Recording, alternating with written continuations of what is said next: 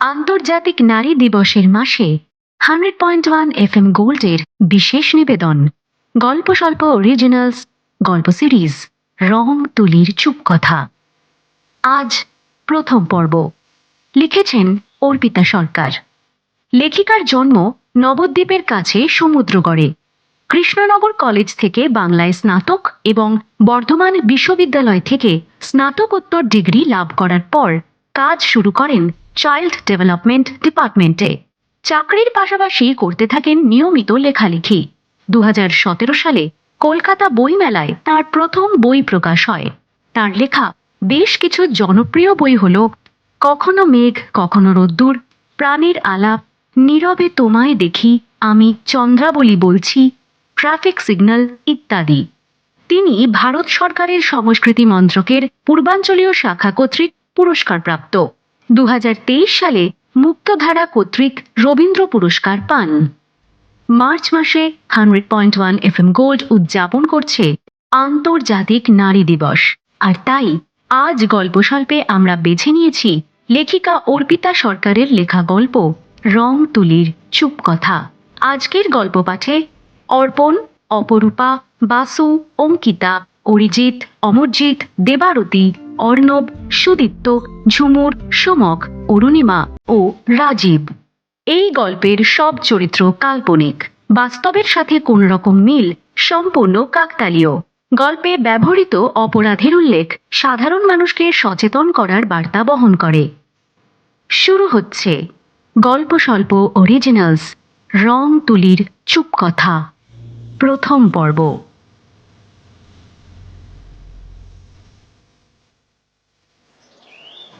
বিশ্বাস করুন, প্রায় মাস আসতে আগে আমার শেষ দেখা অব্বয়ের সঙ্গে। আমি জানতামই না অব্বয় মিসিং। মাসখানেক আগে শুনলাম ওর এক্সিবিশন হচ্ছে শহরের নামই একটা হলে।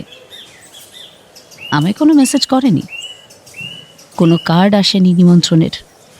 তাই আমি অভিমান করেই উপযাচিত হয়ে যাইনি অব্বয়ের শোতে। Lady police officer Lagnajita Bhattacharya ভুরুতে কোঁচ ফেলে বললেন, ওনার কলেজে গিয়ে শুনলাম আপনি নাকি মাঝে মাঝেই যেতেন ওনার সঙ্গে দেখা করতে। দেখুন অফিসার, মাঝে মাঝে বলতে ঠিক কী বলতে চেয়েছেন ওর কলিগরা আমি জানি না। তবে ওর অধ্যাপনা শুরু হবার পরে ওই কলেজে আমি হাতে গুনে চারবার গত 2.5 বছরে গেছি। তাও সম্পূর্ণ আচমকা। ইচ্ছে হয়েছে ওকে দেখতে, তাই চলে গেছি। কেউ যদি আপনাকে বলে থাকে অব্বয়ের সম্পর্কে আমি সব খুঁটি নাটি বলতে পারবো, তাহলে সে ভুল বলেছে। ওর মনের মধ্যে প্রবেশ করার ক্ষমতা কারোর ছিল না অফিসার। আমাদের ব্যাচের সব থেকে ভালো ছেলেও অব্বয়। অব্বয় বরাবরই নিজের সম্পর্কে বেশি কিছু বলতো না। এমনকি দমদমের ঠিক কোন জায়গায় ওর বাড়ি ছিল তাও আমরা জানতাম না।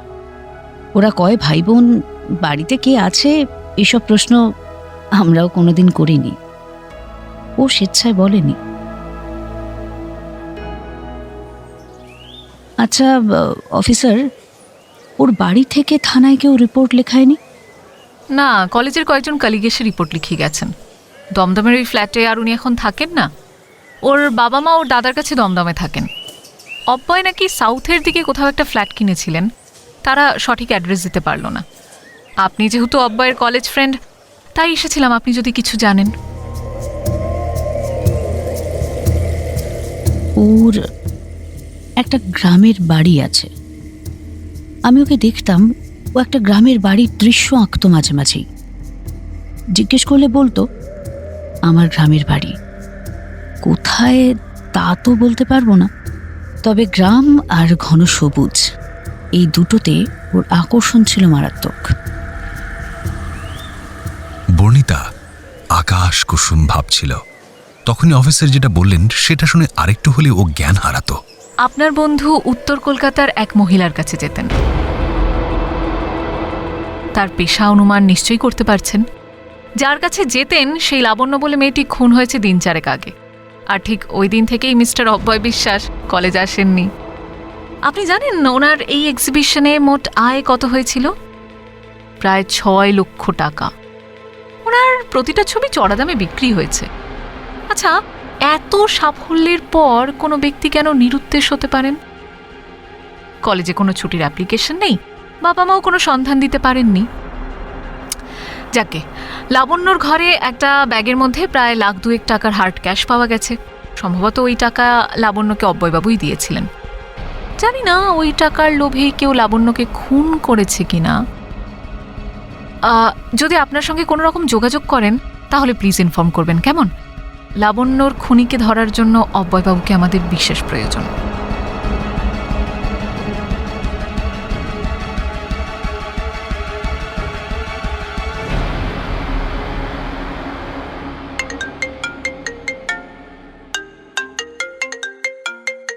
বর্ণিতার ফোনটা বেজে যাচ্ছে দ্য বেঙ্গলের অফিস থেকে।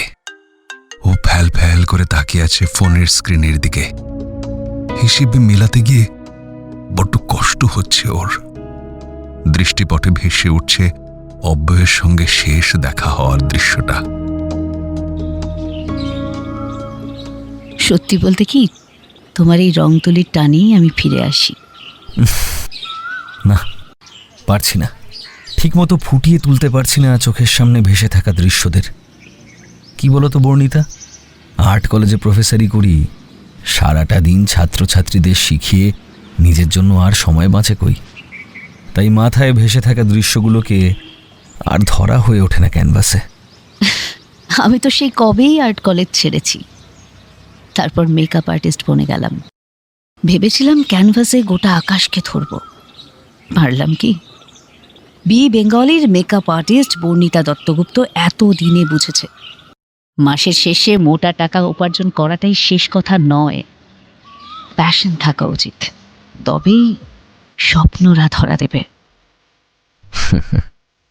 তাহলে শুরু করে দাও, হাতে তুলে নাও জল রং, ক্যানভাস ভরে উঠুক শরতের আকাশের মেঘপুঞ্জ দ্বারা। আর্ট গ্যালারিতে এক্সিবিশন হোক বর্ণিতা দাশগুপ্তের। লোভ দেখাচ্ছ? তাকিয়ে দেখো, তোমার কথাতে আমার রোমকুপড়া পর্যন্ত শিহরিত হচ্ছে। ভাবো বর্ণিতা, ভাবো, এ সময় বোধ হয় আর ফেরত পাবে না। বর্ণিতা অন্যমনস্কভাবে বলল, হ্যাঁ ভাববো। আসলে যখন আঁকা ছেড়ে মেকআপ আর্টিস্ট হলাম তখন একটা চাকরি আর বেশ কিছু টাকার বড্ড প্রয়োজন ছিল। বাবা অসুস্থ হয়ে পড়লেন, ট্রিটমেন্টের জন্য অনেক খরচ হচ্ছিল। এখন বাবা নেই, মা বাবার চাকরিটা জয়েন করেছে। সংসার বলতে আমি আর মা। বিবেঙ্গলির চাকরিটা করেও আবার আঁকিবুকি করার সময় পাচ্ছি। আউটডোর কলগুলো অ্যাটেন্ড না করলেই হলো। তাহলেই আবার ফিরব সম্পূর্ণ সাদা জমিতে, যেখানে এক চেটিয়া অধিকার শুধু আমার। রং নিয়ে খেলবো আবার। এক্সিবিশনের শখ হয় না তোমার? ওটা তো স্বপ্ন, আমরা সবাই দেখি। আমি সাধারণ এক্সিবিশনের স্বপ্ন দেখি না বর্ণিতা, আমি দেখি ইউনিক সব আঁকা। ব্যতিক্রমী সৃষ্টির ভিড়ে হারিয়ে যাচ্ছে ছবি বোদ্ধা মানুষরা, এমন একটা স্বপ্ন দেখি আমি। তারপর ঘুম থেকে উঠে যখনই ক্যানভাসে আঁকতে যাই সেই ব্যতিক্রমী ছবিদের, তখনই তারা যেন ক্রমশ দূরে সরে যায়। হাত বাড়িয়ে আপ্রাণ ধরতে চাই।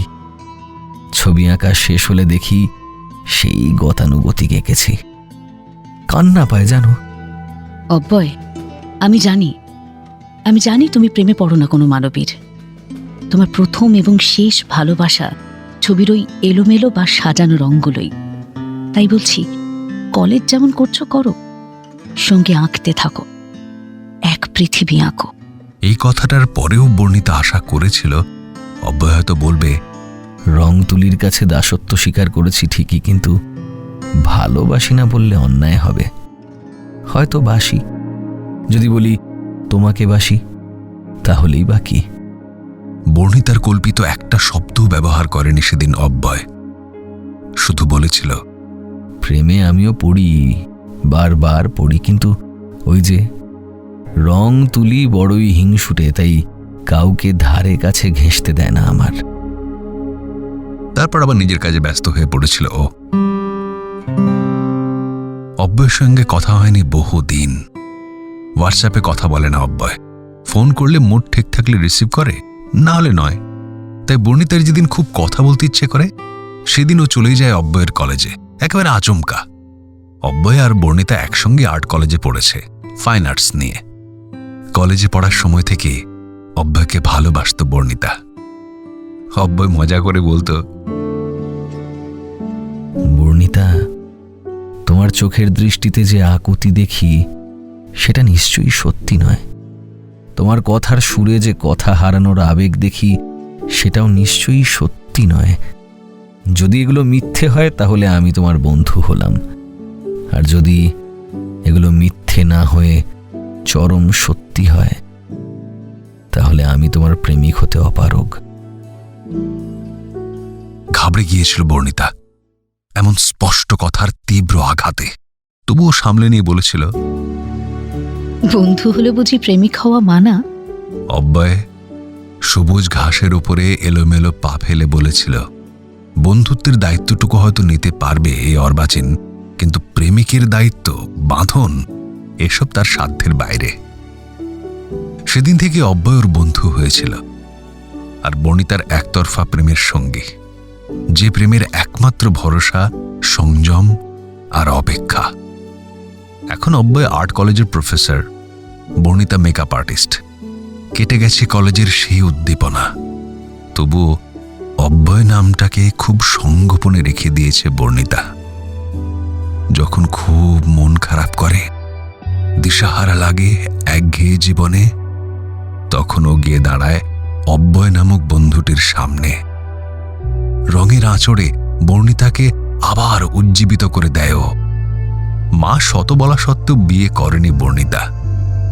না, কারোর প্রতীক্ষায় আর থাকে না ও। শুধু অন্য কাউকে মেনে নিতে পারবে না বলেই হয়তো বিবাহ নামক জটিল বন্ধন থেকে নিজেকে সরিয়ে রেখেছে।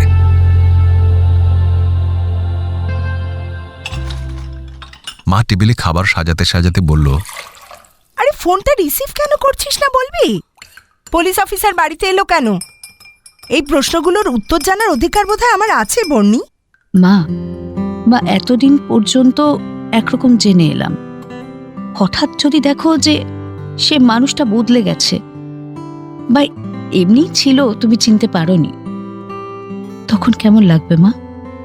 কমলিনী মেয়ের হেঁয়ালিপূর্ণ কথার উত্তর না দিয়েই বললেন, শোন, তুই যদি মনে করিস চাকরি ছেড়ে আঁকাটাকে নিয়েই থাকবি, আমার কোনো আপত্তি নেই, কিন্তু কে জানে কেন রং তুলির প্রতি বিতৃষ্ণা জন্মে গেল গত 1 ঘন্টায়। মানুষটা তার মানে মানবীর প্রেমে পড়েছিল। কমলিনী মেয়ের মাথায় হাত বুলিয়ে বললেন, তুই কি কাউকে ভালোবাসতিস? ওই জন্যে কি বিয়ে করবি না ডিক্লেয়ার করেছিলি? তার কি কোনো দুর্ঘটনা ঘটেছে? আমায় বলবি কিছু? ঠিক জানি না মা, তবে আমার কলেজের বন্ধু এখন লেকচারার, 4 দিন ধরে মিসিং। তাই পুলিশ ইনভেস্টিগেট করছে ওর পরিচিতদের কাছে গিয়ে। Just routine investigation, nothing serious মা। তুমি অফিস যাও, আমি আজ ফার্স্ট হাফে ছুটি নিয়ে নেব। কষ্ট পাস না, সব ঠিক হয়ে যাবে। জীবনটাতে অনেকগুলো বাঁক থাকে, কোনো বাঁকে এক মুঠো যন্ত্রণা তোকে রক্তাক্ত করবে, আবার কোনো বাঁকে এক রাস আনন্দ তোকে সুখী করবে। তাই সবটুকুকে চ্যালেঞ্জ হিসেবে নিবি, বুঝলি?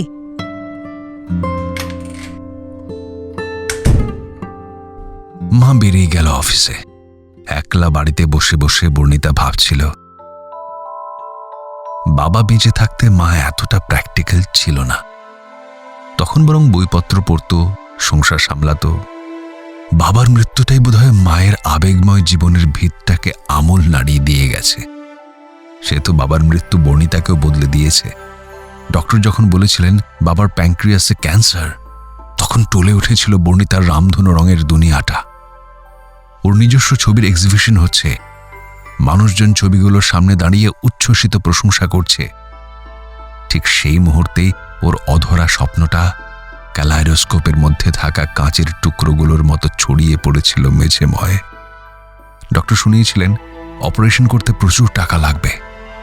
ফিক্সড ডিপোজিট ভেঙে শুরু হয়েছিল ট্রিটমেন্ট। বিজ্ঞাপন দেখে চাকরি খুঁজতে শুরু করেছিল বর্ণিতা। তখনই দি বেঙ্গলি চ্যানেলের মেকআপ আর্টিস্টের বিজ্ঞাপনটা চোখে পড়েছিল। স্যালারিও মন্দ নয়, রঙের কাজও ভালোই পারবে। বাকি রইল মানুষকে সৌন্দর্য প্রদান করা। সাদা খাতাকে যে তুলির আঁচড়ে রঙিন করতে পারে, সে একটা মানুষের মুখাবয়বকে সুন্দর করে তুলতে পারবে না, তাই হয় নাকি?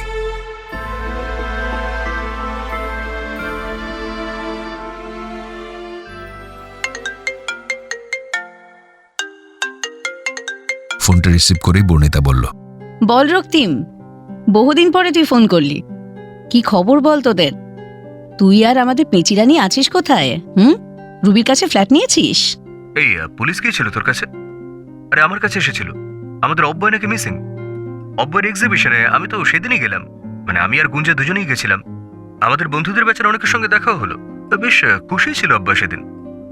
গুঞ্জা তো ওনাকে একটা ছবিও কিনলো সেদিন অনেকগুলো টাকা দিয়ে।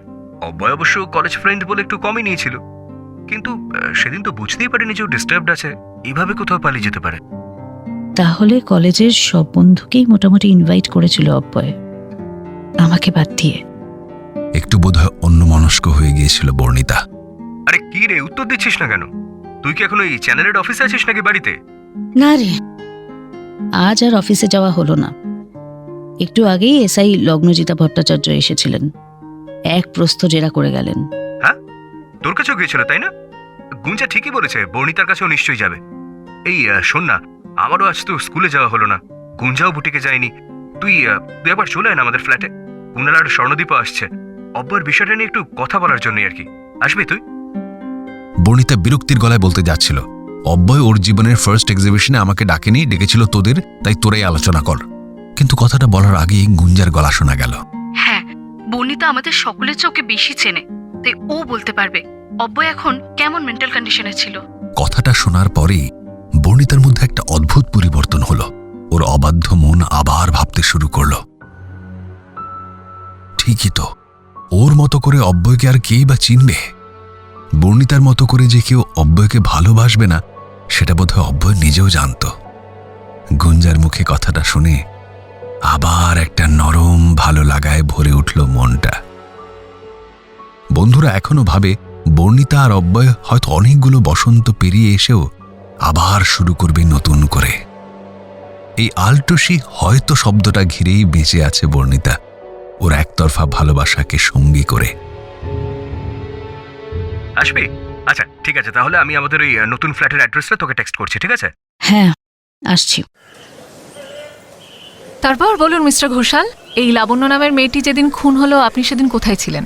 বছর 50-এর বেশ নাদুস নুদুস সুখী চেহারার শুভদীপ ঘোষাল বললেন, ওই খুনের জায়গার কাছাকাছিও আমি ছিলাম না ম্যাডাম, অ্যালিবাই আমার আছে, আপনি নিশ্চিত থাকতে পারেন। আরেকটা কথা বলুন তো, আপনি পুলিশ অফিসার নাকি গোয়েন্দা? একমাত্র প্রাইভেট ডিটেকটিভরাই বুঝি কেসের অন্তিম অবধি যায়। এমন ধারণা থেকে বেরিয়ে আসুন। আমি একজন পুলিশ অফিসার এবং এই কেসের শেষটা আমি দেখেই ছাড়ব। এবারে বলুন, আপনি তখন কোথায় ছিলেন আর লাবণ্য এই ফ্ল্যাটে কতদিন ধরে থাকছে? কে কে আসতো সেখানে? দেখুন ম্যাডাম, এই যে 5তলা বাড়িটা দেখছেন না, এটা ঠিক ফ্ল্যাট নয়, বুঝলেন? এটা আসলে আমার জেঠুর বাড়ি ছিল। উত্তর কলকাতায় ফ্ল্যাট কালচার একটু কম ছিল। আমি তো প্রমোটারির ব্যবসা করি, ভেবেছিলাম যে জেঠুর বাড়িটাকে ফ্ল্যাট বানাবো।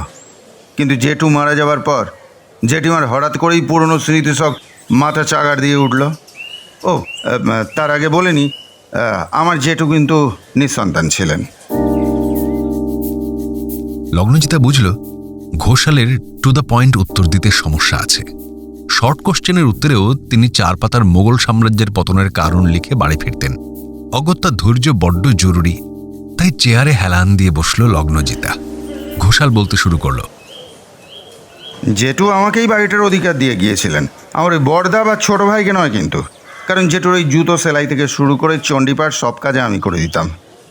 জেঠু মারা যাওয়ার পর ভেবেছিলাম 5তলা বাড়িটাকে ভেঙে একটা আধুনিক ফ্ল্যাট গড়ে তুলব, চড়া দামে বেচব। কিন্তু ওই যে বললাম না, জেঠিমা রানীবালার আচমকা পুরনো সব স্মৃতি মনে পড়ে গেল। তাই জেঠিমা বললেন উনি বেঁচে থাকতে যেন এই বাড়িটাকে না ভাঙা হয়। উনি 1তলায় থাকতে চাইলেন, আর বাকি 4টে তলা ভাড়া দেওয়ার কথা আমায় বলে দিলেন। নিঃসন্তান দম্পতি 5তলা বাড়ি নিয়ে কি করছিলেন? নাকি আপনারা সকলে এই বাড়িতেই থাকতেন? জোরে জোরে ঘাড় নেড়ে ঘোষাল বলল, আরে না, একেবারেই না। আমাদের বাড়ি আলাদা। ওই যে পাশের গলি দিয়ে গেলে আপনি আমাদের বাড়িটা দেখতে পাবেন। আসলে জেঠু তো ওকালতি করতেন, ভালো পসার ছিল। একটা তলায় ছিল জেঠুর অফিস, আর একতলা জুড়ে ছিল লাইব্রেরি, আর নিচের তলায় ছিল অন্তত গোটা 10 বিভিন্ন জাতের কুকুর। জেঠু আর জেঠিমা থাকতেন 3 তলায়, বাকি বেশিরভাগ সময় তালা বন্ধ পড়ে থাকতো। প্রতিটা তলায় কটা করে ঘর ছিল? বাড়ির ডিজাইনটা তো একেবারে আধুনিক বাড়ির মতো।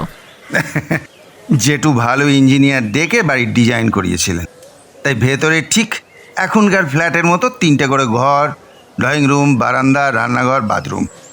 তবে সাইজগুলো এখনকার মতো পায়রার খোপ নয়, বড় বড় ঘর মশাই, বড় বড় ঘর। সত্যি কথা বলতে কি, এক একটা তোলাতে অন্তত 3টে করে ফ্ল্যাট হতো। তা কি আর করবো বলুন, সাবেক বাড়ির ছেলে, গুরুজনদের সম্মান করি অর্থের থেকেও বেশি। তাই আর বুলডোজার এলো না এই বাড়ি ভাঙতে। এক প্রস্তর রং করে ভাড়ার নোটিশ ছড়ালাম, ব্যাস। তা সেও প্রায় বছর 5 আগের কথা। আমার কাছে বাড়ি ভাড়া নিতে এসেছিল এক অল্প বয়সী ছেলে, নাম রাজেশ ঘটি। প্রাইভেট কোম্পানিতে নাকি সে চাকরি করে। তো রাজেশের পাশে দাঁড়িয়েছিল একটা রোগা রোগা শ্যামলা গড়নের মেয়ে। আমি ভোটার কার্ড দেখে ভাড়া দিলাম, 3 তলাটা ভাড়া দিলাম, বুঝলেন। তো জেঠিমা আর জেঠিমার সবসময়ের 2টো কাজের লোক, ওই গোপাল আর সাবিত্রী রইলে 1 তলায়। ভাড়ার টাকা আমার হাতেই দিত। জেঠিমা কিন্তু ও টাকায় হাত দিতেন না। জেঠু যা ব্যাংকে রেখে গেছেন তাতে জেঠিমা ফেলে ছড়িয়ে খেলেও জমে যাবে, বুঝলেন। আর ওই 4 তলায় ভাড়া নিল এক চিত্রশিল্পী। সে পাগলা লোক মশাই, অর্ধেক সময় থাকে, অর্ধেক সময় কোথায় কোথায় জঙ্গলে ঘুরে বেড়ায়। লোকটার নাম রাধারমন মুখুজ্জে। সে নাকি স্টুডিও করবে এখানে। আমি মাসের ভাড়া মাসে মাসে পেয়ে যেতাম। আর দোতলায়? এক ঢোক জল খেয়ে নিয়ে ঘোষাল বলল, কোঅপারেটিভ ব্যাংক। আর 5 তলায় গোটা 4 কলেজের ছেলে আছে। বহুদিন 5 তলাটা ফাঁকাই পড়েছিল, এই বছর 2 হলো 4টে ছেলে এসে ভাড়া নিয়েছে। তো লাবণ্য কবে এসেছিল? এই দেখো, বললাম তো 3 তলায় ছিল, রাজেশ ঘটির বউ। লগ্নজিতার ইনফর্মার যা বলেছিল তার সাথে মিলছে না। সে তো অন্য পেশার কথা বলেছিল, এখন শুনছে সে রাজেশ বলে কারো একজনের বউ। সব কেমন গুলিয়ে যাচ্ছে। সামনের দোকানের ছেলেটা অব্যয়ের ছবি দেখে বলেছে এই লোকটি লাবণ্যের কাছে আসতো। বর্ণিতা বা অব্যয়ের অন্য কোনো বন্ধু অবশ্য কথাটা বিশ্বাস করেনি। এদিকে লগ্নজিতের ইনফর্মার আজ অব্দি কোনো ভুল খবর দেয়নি। তবে কি এই প্রথম ইকবাল ভুল করল? তবে কি অব্যয় মিসিংয়ের সঙ্গে লাবণ্য খুনের কোনো সম্পর্ক নেই? কিন্তু লাবণ্যর বাড়িতে কে কে আসতো তার লিস্টে তো অব্যয়ের নাম দিয়েছে ইকবাল। ঘোষাল বলল, আরে ওই নচ্চারটাই তো যত নষ্টের গোড়া। বছরখানেক বেশ ভালোই কাটলো, বুঝলেন। তো লাবণ্যর সঙ্গে আমার জেঠিমার বড় ভাব হয়ে গেল। হ্যাঁ, মাঝে মাঝে এটা ওটা রেঁধে দিয়ে যেত জেঠিমাকে, অবসর সময় গল্প করতো। তো হঠাৎই বছরখানেক পরে ওই নচ্চার রাজেশটা বেপাত্তা হয়ে গেল। আমি ভাড়া পাচ্ছি না দেখে লাবণ্যকে বললাম উঠে যেতে। তখন 2 হাত দিয়ে তাকে আগলে ধরলেন আমার জেঠিমা। বললেন কিছুতেই না, লাবণ্যকে এভাবে তাড়িয়ে দেওয়া যাবে না, ওকে বেশ কিছুদিন সময় দিতে হবে। অগত্যা আমি আর নাক গলালাম না। সত্যি বলতে কি, 5 কাজের মানুষ আমি। ওই 5,000 10,000 টাকার জন্য কি হতে দিয়ে পড়ে থাকবো বলুন তো। হ্যাঁ, তো মাস 5 পরে লাবণ্য এসে আমার হাতে ভাড়ার টাকা দিয়ে গেল, বলে গেল সে নাকি কোথায় একটা কাজ পেয়েছে। তারপর থেকে সত্যি বলছি কি, ওই ভাড়া দেওয়ার দিনেই দেখা হতো মেয়েটার সঙ্গে। যেদিন প্রথম দেখেছিলাম না, সেদিন যেমন এই রোগা শ্যামলা গ্রাম্য ছিল, তেমনটা আর ছিল না। বট বেশি পরিবর্তন হয়ে গেছিলো তো এর মধ্যে। ওই শহরে মেয়েরা যেমন হয় আর কি, ওরম হয়ে গেছিল। রাজেশ আর ফিরে আসেনি, লাবণ্য একাই থাকতো। ও আর একটা কথা ম্যাডাম, আমার এই বাড়িতে একটা ব্যাংক আছে, তাই এখানে কে কখন ঢুকছে তার খোঁজ রাখা আমার পক্ষে সম্ভব না। হ্যাঁ, তা লাবণ্য খুন হয়েছে এটা আপনাকে প্রথম কে বলল? আরে ম্যাডাম, ওই যে গোপাল, ওই তো খবর দিল। বাড়ির কেয়ারটেকার। রেগুলার পাম্প চালিয়ে ওই সকলকে বলে আসতো যে ডাইরেক্ট লাইনে যেন খাওয়ার জলটা ধরে রাখে। তো সেদিনও সন্ধ্যের পর পাম্প চালিয়েছিল রাতের জলটা ধরে রাখার জন্য। তো তখন লাবণ্যকেও ডেকে পায়নি, ভেবেছিল বাইরে গেছে। কিন্তু কোলাপসিবিল দিয়ে দেখলো যে ড্রয়িংয়ে আলো জ্বলছে, তাই কোলাপসিবিল ঠেলে ভেতরে ঢুকেছিল। তালাও দেওয়া ছিল না দরজায়। তারপর সেই আবিষ্কার করেছিল যে লাবণ্য সিলিং থেকে ঝুলছে। খুন হয়েছে বুঝলেন কি করে? যা বাবা, আপনাদের থানার একজন অফিসারই তো দেখে বললো যে এটা মার্ডার। কারণ ঘরের ভেতর কোনো জিনিসই নাকি মেঝেতে পড়েছিল না, আর খাটের ওপরেও কোনো টুল রাখা ছিল না। আর লাবণ্যর যে হাইট, তাতে খাট থেকে ফ্যানের নাগাল পাবে না। তবে হ্যাঁ, পোস্টমর্টেম রিপোর্টে এসছে শ্বাসরোধ করে মারা গেছে। তাই খুন কিনা সেটা জানা যায়নি এখনো। এগুলো আমি জানি, আমার জুনিয়র এগুলো বলেছে। আমি বলতে চাইছি, আপনি কেন থানায় ফোন করে বলেছিলেন যে আপনার এক ভাড়াটে খুন হয়েছে? উনি তো সুইসাইডও করতে পারেন। আরে না না না না, অসম্ভব অসম্ভব ম্যাডাম। যখন ওর খাওয়ার টাকা ছিল না তখন ও আত্মহত্যা করেনি, আর যখন ওর ব্যাগ ভর্তি টাকা রয়েছে তখন সুইসাইড করবে কেন? তার মানে পুলিশ আসার আগেই আপনি ওর ঘর চেক করেছিলেন, তাই তো? আরে কি মুশকিল! আমার ভাড়াটিয়া সন্ধেবেলা রহস্যজনকভাবে মারা গেল, কিছুটা তো বুঝতে হবে না কি? হ্যাঁ, হো, তাহলে গোপাল কি আপনাকে ফোন করলো, তাই তো? আপনি তখন কোথায় ছিলেন? কেন? আমার অফিসে শ্যামবাজারেই ছিলাম, দুজন স্টাফও ছিল, খোঁজ নিয়ে দেখতে পারেন। আপনার জেঠিমার সঙ্গে একটু দেখা করব। আসলে লাবণ্যকে তো জেঠিমা খুবই ভালোবাসতেন, তাই একটু মুচড়ে পড়েছেন আর কি। বয়স হয়েছে তো, কখন যে কি বলেন, ওনার সাথে কথা বলে আপনার বিশেষ লাভ হবে না, বুঝলেন? লগ্নজিতা উঠে দাঁড়িয়ে বলল, বেশ মিস্টার ঘোষাল, আজ চললাম। আবার দেখা হবে আপনার সঙ্গে। সেদিন আমি রানী ভবনের ভিতরে ঢুকব। আজ বাইরে থেকেই বিদায় নিলাম। লগ্নজিতা বেশ বুঝতে পারছিল ঘোষাল মিথ্যে বলছে। সে অসঙ্গতির সূত্রটা খুঁজে বের করতে হবে ওকে।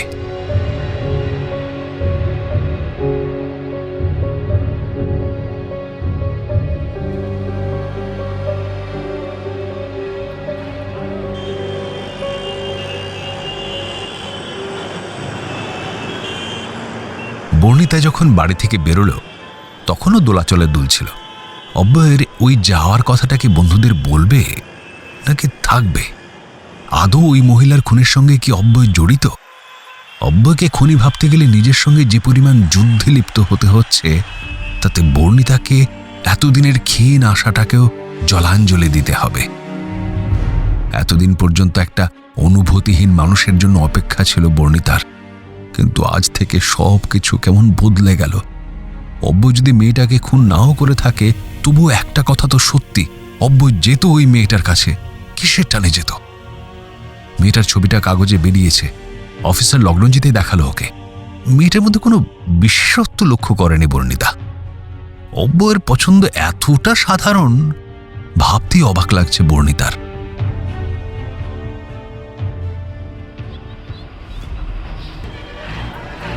রক্তিমকে ফোন করে কনফার্ম করলো অ্যাড্রেসটা। তারপর ওদের কমপ্লেক্সের সামনে পৌঁছে গেল।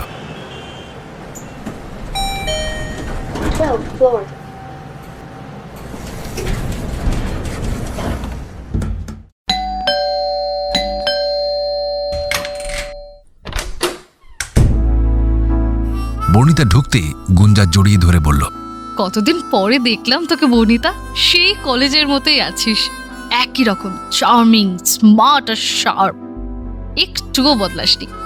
আমি বরং একটু মুটিয়েছি। বর্ণিতা ওদের নতুন ফ্ল্যাটটার ওপরে আলতো করে চোখ বুলিয়ে বলল, বেশ সাজিয়েছিস তো, ভারী স্নিগ্ধ ডেকোরেশন। ড্রয়িং রুমের দেওয়ালময় বিভিন্ন পেইন্টিং। সেটাই স্বাভাবিক, গুঞ্জা আর রক্তিম দুজনেই ফাইন আর্টসের স্টুডেন্ট, তাই নিজেদের আঁকা ছবির আধিক্যই বেশি। তবুও প্রায় 42 ইঞ্চির চলন্ত টিভিকেও ম্রিয়মান করে দিচ্ছে যে ছবিটা, বর্ণিতা হলফ করে বলতে পারে এই ছবি গুঞ্জা বা রক্তিমের আঁকা নয়, কারণ এই ধরনের রঙের কাজ ওদের শেখানো হতো না। অবশ্য আর্ট কলেজের ছেলেমেয়েরাই পরবর্তীকালে এক্সপেরিমেন্ট করে ছবির ওপরে, কিন্তু তবুও ওই ছবিটা সম্পূর্ণ অন্যরকম। অদ্ভুত রকমের নিরাশা বয়ে আনে জীবনে, তবুও চোখ ফেরানো যায় না। একদল পাখি আকাশে উঠছে, একটা দল ছুট হয়ে এদিক ওদিক খুঁজছে বন্ধু বা পরিবারকে। অবশেষে খুঁজে না পেয়ে ক্লান্ত হয়ে বসে আছে বাজ পড়া একটা গাছের শুকিয়ে যাওয়া ডালে। একটাই ক্যানভাসের মধ্যে শিল্পী কি অদ্ভুতভাবে ফুটিয়েছেন তার অভিব্যক্তি। বিভোর হয়ে দেখছিল বর্ণিতা। গুঞ্জা হৈ হৈ করে বলল, এই তো স্বপ্নদীপ আর কুণালও এসে গেছে। দেখ কে এসেছে, বর্ণিতা। তোরা দেখ, আমার সঙ্গে ওর প্রায়ই দেখা হয়। ওর চ্যানেল আর আমার অফিস একই রাস্তায়। সপ্তাহখানেক আগেই তো দেখলাম কোন একজন হ্যান্ডসাম ডিরেক্টরের সঙ্গে রাস্তা পেরোচ্ছিল। আমায় দেখে মাছি তাড়ানোর ভঙ্গিমা করলো। বর্ণিতা, তুই একমাত্র ফ্রিডম এনজয় করছিস বস, আর আমরা তো সংসারের দাসত্ব স্বীকার করে নিয়েছি। বর্ণিতা আচমকা বলে উঠল, এই রক্তিম, ওই টিভির পাশের ছবিটা কার আকারে? কুণালটা বরাবরই রসিকতা প্রিয়, তাই মুচকি হেসে বলল, টান, বুঝলি, টান। গুঞ্জা তো বাড়িটাকে এক্সিবিশন বানিয়ে ফেলেছে। এত ছবি চারিদিকে, কিন্তু আমাদের বর্ণি ঠিক ছবিটাকেই মার্ক করেছে। দেখ। গুঞ্জা কফির কাপগুলো নামিয়ে রেখে বলল, ওটার দাম 25,000 টাকা। বন্ধু বলে নাকি 5,000 টাকা কম নিয়েছে অব্যয়টা। বর্ণিতা উঠে দাঁড়িয়ে ধীর পায়ে ছবিটার একেবারে কাছে গিয়ে বলল, এটা এটা অব্যয়ের আঁকা। ছবিটা একটু নামিয়ে দিবি, আমি একটু হাতে নিয়ে দেখব। স্বর্ণদীপ দেওয়াল থেকে ছবিটা নামাতে নামাতে বলল, বর্ণি, তোর দুর্বলতাটা এখনো কাটলো না অব্যয়ের প্রতি। শোন, তোকে একটা কথা বলি, অব্যয় কিন্তু কাউকে ভালোবাসে না নিজেকে ছাড়া। এই তো বছরখানেক মতো হলো অব্যয়ের বাবার সঙ্গে দেখা হয়েছিল। আঙ্কেল কি বললেন জানিস? বললেন ওনাদের সঙ্গেও নাকি সেইভাবে যোগাযোগ রাখেনি অব্যয়। আসলে কি জানিস বর্ণি, কিছু কিছু ফুল আছে দূর থেকেই যার সৌন্দর্য উপভোগ করা ভালো।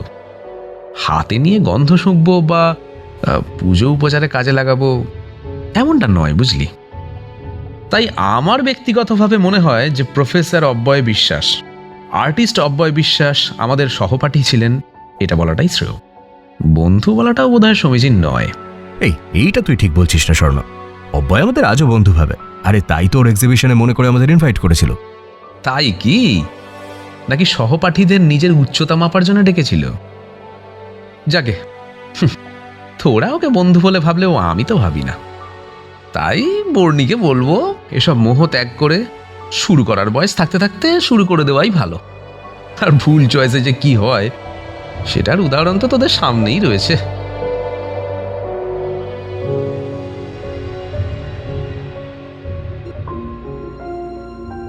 বর্ণিতা জানে স্বর্ণদীপের ওর প্রতি একটা দুর্বলতা ছিলই।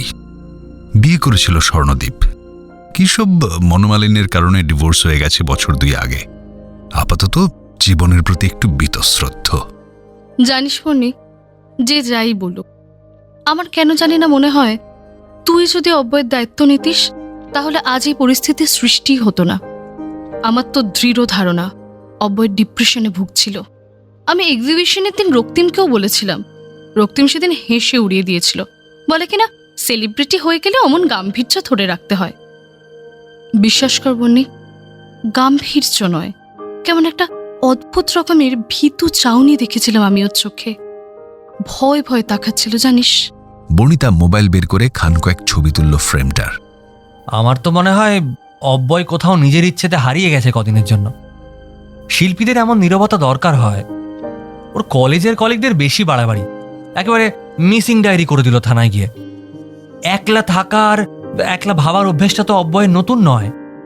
তাই হয়তো কোথাও চলে গেছে কদিন একলা থাকবে বলে। আর একটা কথা তো তোরা ভাবছিস না, ওর কলেজ কলিগরা দায়িত্ব নিয়ে নিজেদের ঘাড় থেকে সব নামিয়ে দেওয়ার জন্যই তাড়াতাড়ি মিসিং ডায়েরি করে এসেছে। সঙ্গে আমাদের কলেজ বন্ধুদের ব্যাচের নামটাও দিয়ে এসেছে। গুঞ্জা ফিশ ফ্রাই আর সেকেন্ড রাউন্ড কফি টেবিলে রাখতে রাখতে বলল, তাহলে কি হবে এখন? মানে অব্যয় যতদিন না ফিরে আসছে ততদিন পুলিশ আসবে আমাদের তুলোধনা করতে? এটা কোনো যুক্তি হলো?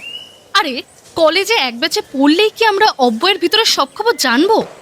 কমপ্লেক্সে রোজ রোজ পুলিশ ঢুকলে কিন্তু সম্মানটুকু অবশিষ্ট থাকবে না। লগ্নজিতা ভট্টাচার্য কিন্তু সাধারণ পুলিশ অফিসার নয় রে।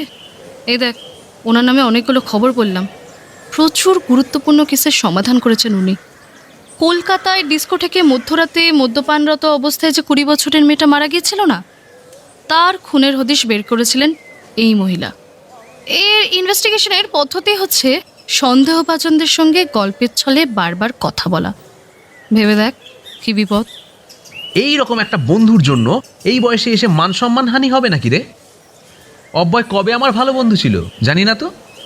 ও তো চিরকালের স্বার্থপর, নিজেরটুকু নিয়েই ছিল।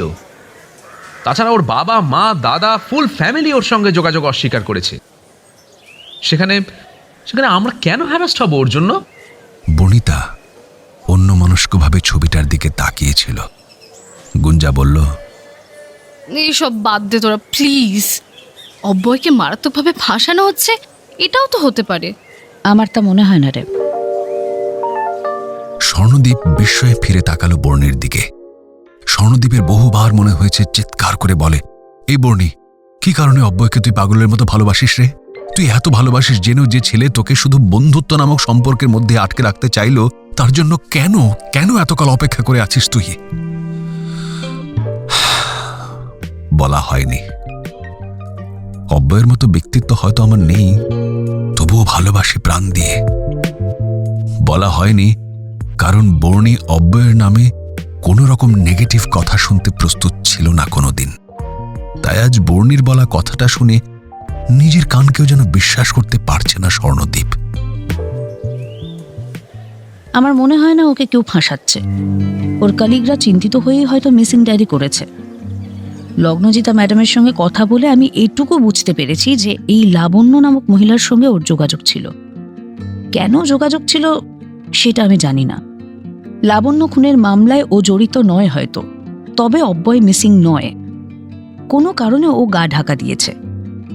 হয়তো অন্তরালে থাকাটা প্রয়োজন ছিল ওর, তাই। না, তুই এতটা নিশ্চিত করে কি করে বলছিস যে অব্যয় গা ঢাকা দিয়েছে?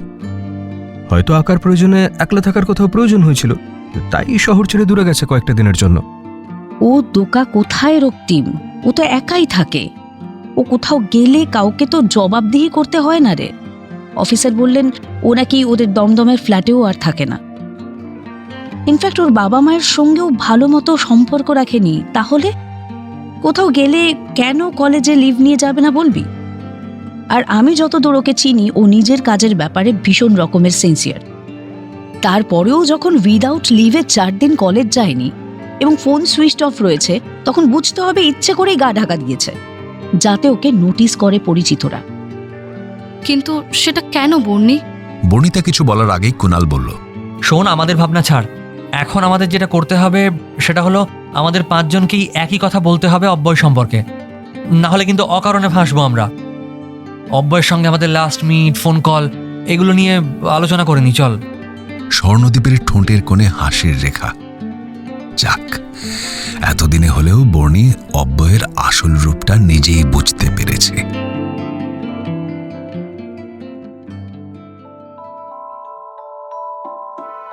ক্লান্ত বিধ্বস্ত শরীরটা নিজের বিছানায় এলিয়ে দিল লগ্নজিতা। এই সময়ে মায়ের একটা ফোন আসবেই। গতানুগতিক একই কথা, কাজের প্রেসার থাকলেও সময় মতো খেয়ে নিবি, হাত পা ধুবি বাইরে থেকে ফিরে। এসব বলে ঘুরিয়ে ফিরে মা লগ্নজিতার বিয়ের প্রস্তাবটাই উত্থান করতে চায় বারংবার। বালিশের পাশে রাখা ফোনটা সময় মতোই ভাইব্রেট করে উঠল। মা কল করছে। ও জানে মা ওই একই কথার পুনরাবৃত্তি করবে, তবুও মায়ের এই ফোনটার জন্য অপেক্ষা করে থাকেও। ফোনটা ধরতেই মা উত্তেজিত গলায় বলল, জানিস তো, আজ তন্ময়ের মায়ের সঙ্গে দেখা হয়েছিল। তোকে নিয়ে অনেক কিছু জিজ্ঞাসা করলেন, আশীর্বাদ করলেন তুই যেন অনেক বড় হোস। তন্ময়কে তো প্রায় ত্যায্যই করে দিয়েছেন ওনারা। মা, আমি এনাফ টায়ার্ড। আমার সময় নেই প্রাক্তনকে নিয়ে গল্প শোনার। তাছাড়া আমি ফেলে আসা দিনের দিকে তাকাতে পছন্দ করি না, তুমি তো জানো। না মানে, ওর মায়ের সঙ্গে মলে দেখা হয়ে গিয়েছিল, তাই আর কি। যে ছেলেকে তার নিজের বাবা মা ত্যায্য পুত্র করে, তাকে মনে রেখে বিয়ে করব না, সিদ্ধান্ত নেওয়াটা বোধহয় খুব ভুলই হবে। তাকে মনে রেখে নয় মা, স্বাধীনভাবে বাঁচবো বলেই বন্ধনে জড়াতে চাই না। যা ভালো বুঝিস। নে, তোর বাবার সঙ্গে কথা বল। কেমন আছিস? হলদিয়া কবে আসবি? কাজের প্রেশার খুব না রে? এক্স কর্নেল মিস্টার দেবাশিস ভট্টাচার্যকে শুধু বাবা হিসেবেই নয়, তার অভিজ্ঞতার জন্য সম্মান করেও। বাবা, একটা জগা খিচুড়ি কেস নিয়েছি জানো তো। আমি ইনভেস্টিগেটিং অফিসার কেসটার, কিন্তু ওই আর কি, সুইসাইড বলে চালিয়ে দেওয়া যেত, কিন্তু ওটা মার্ডার বলে আমি মনে করি। তাই কেসটা নিয়ে ভাবছি একটু।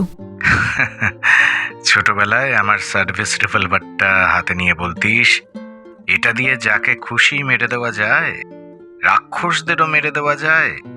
এখন বুঝতে পারছিস তো, মাথার মধ্যে যদি সত্যি খোঁজার নেশাটা একবার নড়ে ওঠে, তাহলে কাউকে মারা যায় না, যতক্ষণ না আসল খুনিকে তুই আবিষ্কার করতে পারছিস। যাই হোক, রেস্ট নে। আর শোন, নিজের মনের মতো করে বাঁচ, কেমন? বাবা, you are my one and only hero. ফোনটা রাখতেই বহুদিন পরে আবার তন্ময়ের মুখটা মনে পড়ল। মনে করত তন্ময় ওর জন্য নিজের জীবন অবধি দিয়ে দিতে পারে। যেদিন প্রথম জেনেছিল তন্ময় শুধু ওকেই ভালোবাসে না, আরেকটা জিনিসও মারাত্মক ভালোবাসে, সেটা হলো টাকা। নিজের মায়ের সব গয়না চুরি করে বেচে দিয়েছে, সেদিন প্রথম ধাক্কাটা খেয়েছিল ও। দ্বিতীয় ধাক্কাটা অবশ্য তন্ময় বেশ জোরেই মেরেছিল লগ্নজিতার ভালোবাসার ঘরে। লগ্নজিতাকে বলেছিল, তুমি তো একমাত্র সন্তান তোমার বাবার, তাহলে নিশ্চয়ই তোমার 3 তলা বাড়িটা আর সমস্ত সম্পত্তি আমিই পাবো। ব্যাংকের সামান্য কেরানি বলে লগ্নজিতা কোনোদিন ওকে কম ভালোবাসেনি, কিন্তু এই আগ্রাসী লোভের কারণেই তন্ময়কে দূরে ঠেলে দিয়েছিল। আর যাই হোক, লোভী মানুষটাকে প্রেমিক ভাবতে বড্ড কষ্ট হচ্ছিল ওর। দাঁড়িপাল্লায় বসিয়েছিল আত্মসম্মান আর ভালোবাসাকে। তন্ময়ের সঙ্গে ব্রেকআপ করার সময় শুকনো চোখে তাকিয়ে লগ্নজিতা বলেছিল, বিশ্বাস বড্ড ঠুনকো বস্তু, ভীষণ রকমের ভঙ্গুর। একবার ভেঙে গেলে আর জোড়া লাগে না। জোর করে জোড়া লাগালেও আবার সেই ভাঙার দাগে দাগে ফাটল ধরে। সেই ফাটল দিয়ে খুব সহজেই গলে পালিয়ে যেতে পারে ভালোবাসা নামক চির সুখী অনুভূতিটা। অগত্যা এখানেই ইতি টানলাম আমাদের সম্পর্কের।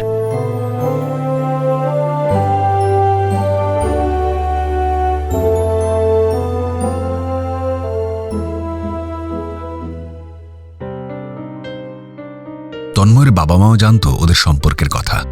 দুই বাড়িতেই কোনো আপত্তি ছিল না সম্পর্কটা ঘিরে, কিন্তু লগ্নজিতা হাঁসফাঁস করে বেরিয়ে এসেছিল ওই ভালোবাসা নামক ফাঁদ থেকে। বর্ণিতার মুখটা মনে পড়ে গেল লগ্নজিতার।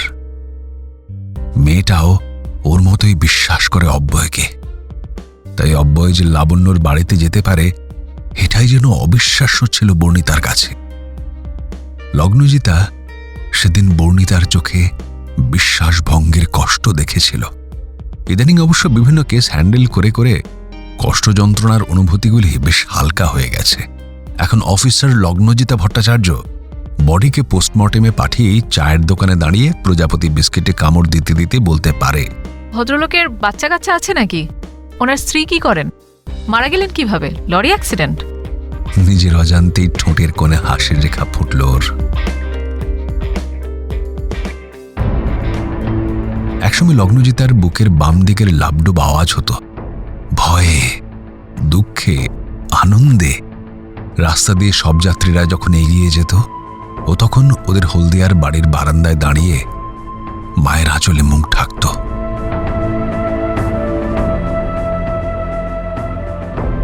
মনে হতো, আহারে, ওদের বাড়ির লোক না জানে কত কাঁদছে।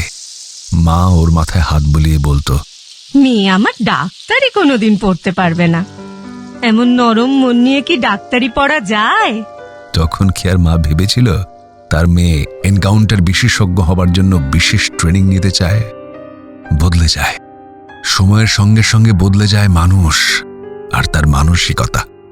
বর্ণিতা, কুনাল, স্বর্ণদীপ, রক্তিম, গুঞ্জা এদের সঙ্গে বা অব্যয়ের অফিস কলিগদের সঙ্গে আলোচনা করে যেটুকু বুঝেছে, তাতে অব্যয় নামক প্রফেসরটি বেশ আত্ম অহংকারী। কলেজ লাইফ থেকেই নিজেকে নিয়ে সচেতন। বাবা মা দাদা পরিবারের সঙ্গে কোনো সদ্ভাব নেই। কলিগরা বলেছেন অত্যন্ত ভদ্র মানুষ, কাজ পাগল, বিশেষ করে ছবি পাগল মানুষ। ক্লাস কামাই করেন না, তবে একটু উদাসীন টাইপ। সে না হয় শিল্পীরা অমন একটু পাগলাটে গোছের হয়। আর 5টা সাংসারিক মানুষের মতো একই গোত্রে তাদের ফেলা যায় না। বর্ণিতা মেয়েটা সেই কলেজ থেকে অব্যয়কে ভালোবাসে একনিষ্ঠভাবে, অথচ একটা জিনিস লগ্নজিতার খটকা লেগেছে। সব বন্ধুদের ওর ফার্স্ট এক্সিবিশনে নিমন্ত্রণ করলেও কেন বর্ণিতাকে জানালো না? অথচ বর্ণিতাই একমাত্র উপযাচিত হয়ে ওর সঙ্গে দেখা করতে যেত। তাই অন্য বন্ধুদের থেকে বর্ণিতার সঙ্গে যোগাযোগ বেশি ছিল, অথচ ওকেই এড়িয়ে গেল জীবনের ফার্স্ট এক্সিবিশনে। লগ্নজিতার এতদিনের বিশ্বস্ত স্পাই পরিষ্কার জানিয়েছে অব্যয় রীতিমতো লাবণ্যর সঙ্গে দেখা করত। যদিও ঘোষালবাবু সেভাবে কিছু বলতে পারলেন না।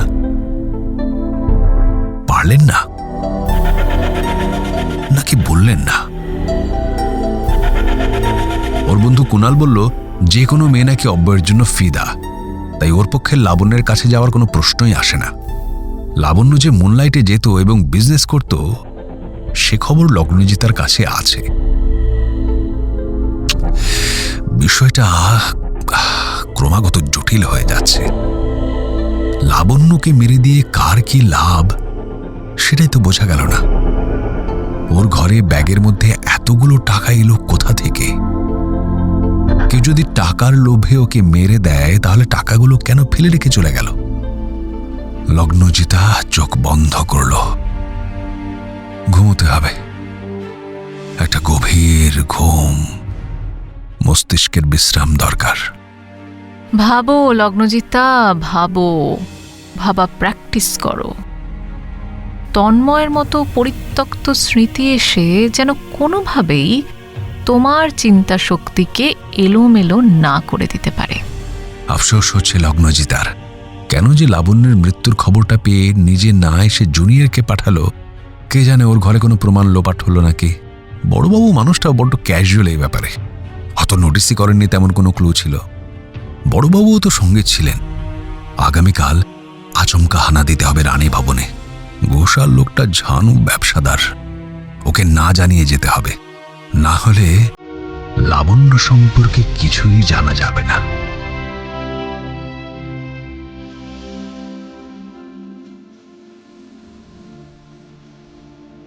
শুনলেন গল্প স্বল্প অরিজিনালস গল্প সিরিজ রং তুলির চুপকথা প্রথম পর্ব।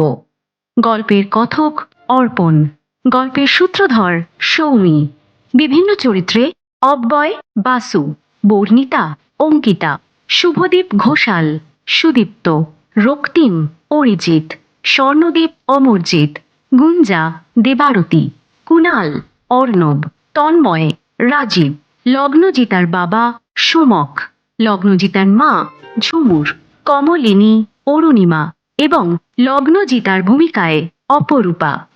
আগামী রবিবার গল্প স্বল্পতে শুনবেন এই গল্পের দ্বিতীয় পর্ব, ঠিক বিকেল 5:15 100.1 FM গোল্ডে।